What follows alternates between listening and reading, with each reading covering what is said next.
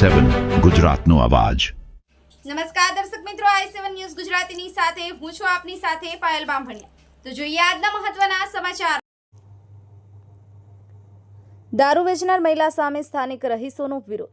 અમદાવાદના વાડજ વિસ્તારમાં આવેલ રામ કોલોનીમાં દેશી દારૂનું વેચાણ કરનાર મહિલા સામે સ્થાનિક રહીશો દ્વારા અરજી કરી વિરોધ દર્શાવવામાં આવ્યો।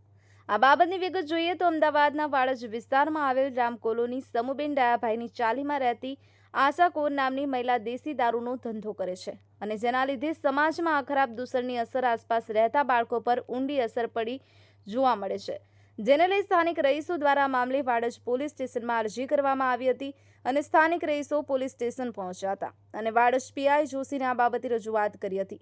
અગાઉ પણ આ જ મામલે વાડજ ખાતે અરજી કરવામાં આવી હતી, જે મુજબ આ મહિલા દ્વારા દારૂનું વેચાણ કરવામાં આવે છે અને દારૂડિયાઓની અવરજવરને લીધે લોકો ત્રાહિમામ પોકારી ગયા છે અને જેની અસર રહેતા દીકરા દીકરીઓ પર પડી રહી છે, જેથી પોલીસ દ્વારા સ્ટેન્ડ બંધ કરવામાં આવ્યું છે। રહીશો મુજબ સ્ટેન્ડ બંધ થતાં મહિલા દ્વારા ફાઇનલ પણ પીવામાં આવ્યું હતું અને સોસાયટીના લોકોને ખોટા કેસમાં ફસાવાનો આક્ષેપ કરી રહીશો દ્વારા કરવામાં આવ્યો છે। આ બાબતે તેઓએ વાડજ પીઆઈની રજૂઆત કરતા પીઆઈ જોશીએ યોગ્ય કાર્યવાહી કરવા જણાવ્યું હતું। આ બાબતે રહીશોએ શું જણાવ્યું, આવો સાંભળીએ। મારું નામ મંગુબેન સમુબેન ડાયાભાઈની ચાલીમાં રહું છું। બાજુમાં દારૂના ધંધા થાય છે। રાત દિવસ બધા દારૂ પીવા આવે છે અને ખોટા ખોટા આરોપ મૂકે છે અને દવા પીવાની ધમકી આપે છે અને બધાને ફસાવાની વાત કરે છે।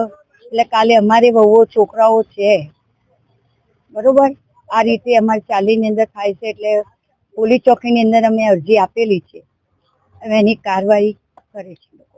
શું તમારી માંગ છે? ભાઈ, મારું નામ કવલજીત કૌર છે। હું સમુબેન ડાયાભાઈ કુમારની ચાલીમાં રહું છું। હા, અને અમારે ત્યાં આશા કૌર છે, દારૂનો ધંધો કરે છે। એનો દારૂનો ધંધો બંધ કરાયો છે એટલે બધા ઉપર આડા ટેડા આરોપ મૂકે છે। મારા છોકરાઓ ઉપર બી આરોપ મૂકે છે કે ભાઈ મને આવું કરે છે, મને આવું કરે છે। અને એ વચ્ચે બી એને પ્લેન પીધી, હવે બી એ ધમકી આપે છે કે હું પીને મારા છોકરાઓને બી પીવડાવી અને હું બી પીને મરીને બધાનું નામ આપી જઈશ આખી ચાલીને, એવી ધમકીઓ અમને આપે છે બધાને, દારૂ પી પીને।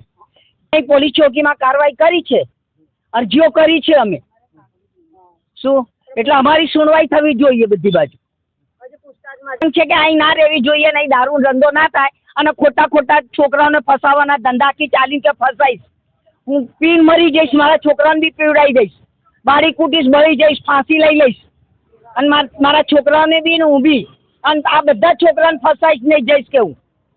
મારું નામ પૂજાબેન છે। હું સમુબેન ડાયાભાઈની ચાલીમાં રહું છું। અમારા ત્યાં મારા કાકી જે થતા હતા એ અત્યારે હવે કંઈ બી નથી। એ દારૂનો અને ખૂબ જ ધમકીઓ આલે છે, હું મરી જઈશ, હું બધાને ફસાઈ દઈશ, હું પણ ફિનાઇલ પી લઈશ। વચ્ચે એમણે ફિનાઇલ બી પીધું હતું અને 4-5 દિવસ સુધી સિવિલમાં દાખલ પણ રહ્યા હતા।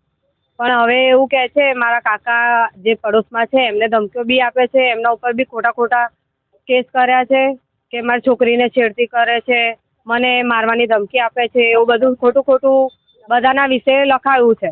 તો અમે અહીંયા આવ્યા છીએ કે ભાઈ હવે જેમ બને ના કરે અને અમને રહેવી બી ના જોઈએ, અહીંથી જ ભલે જાય ને જવું હોય ત્યાં જઈ શકે છે।